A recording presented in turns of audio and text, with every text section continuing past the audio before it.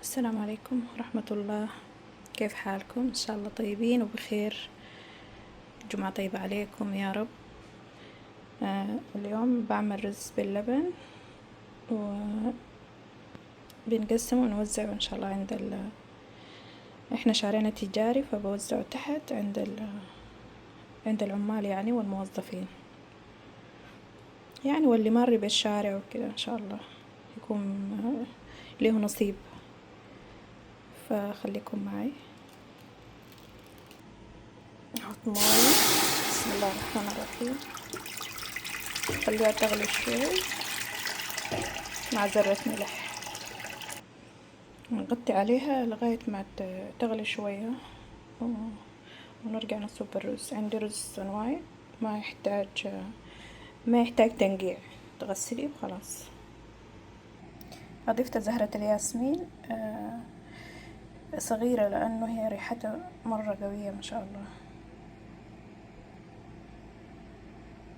ضفت زهرة الياسمين، عملتها صغيرة، حبة صغيرة، لأنه هي ريحتها قوية.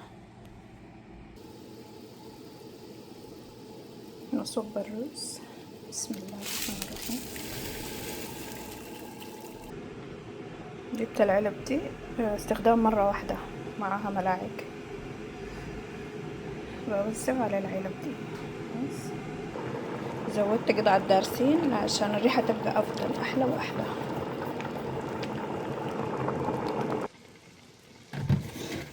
نصب الحليب شوية. هضيف نشا وسكر.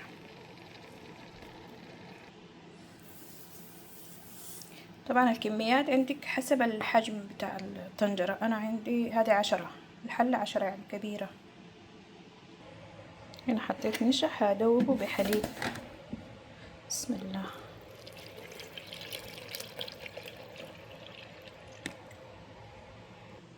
هنا دور النشا، هنضيف النشا وبعدين نحرك بسرعة عشان ما يتكتل.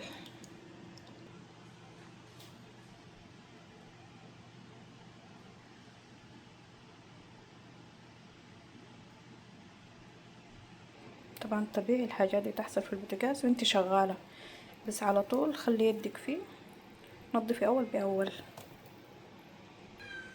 دي المناديل اللي صورتها لكم في الجولة، صورتها لكم في مشترياتي تقريبا.